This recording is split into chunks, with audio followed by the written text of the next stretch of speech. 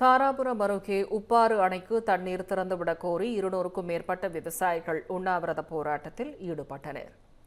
கோவை, திருப்பூர் மாவட்டங்களில் பரம்பிக்குளம் ஆழியாறு பாசன திட்டம் மூலம் 3.77 லட்சம் ஏக்கர் நிலங்கள் பாசன வசதி பெறுகின்றன. இந்நிலையில் பரம்பிக்குளம் ஆழியாறு திட்டத்தின் கீழ் திருமூர்த்தி அணையிலிருந்து உப்பாறு அணைக்கு தண்ணீர் திறந்துவிடக் கோரி விவசாயிகள் போராட்டத்தில் ஈடுபட்டனர். தாராபுரம் புறவழிச்சாலையில் பூளவாடி பிரிவு அருகே நடைபெற்ற உண்ணாவிரதத்தில் 200க்கும் மேற்பட்டோர் பங்கேற்றனர்.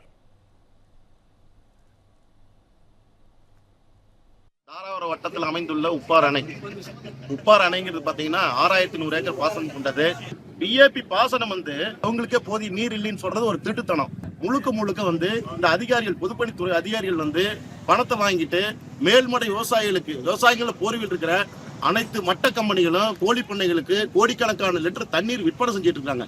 இதுல மாவட்ட நிர்வாகம் எத்தனை போக்கு தான் இவங்களை பூரா உடனடியா 3 மாசத்துக்கு ஒருக்கா 6 மாசத்துக்கு ஒருக்கா பணியிடை மாறுதல் செஞ்சா மட்டும்தான் இந்த துறையை திருத்தி எங்களுக்கு முழுமையான தண்ணீரை பெற்றுத்தர முடியும்னு கேட்டுக்கிறோம்.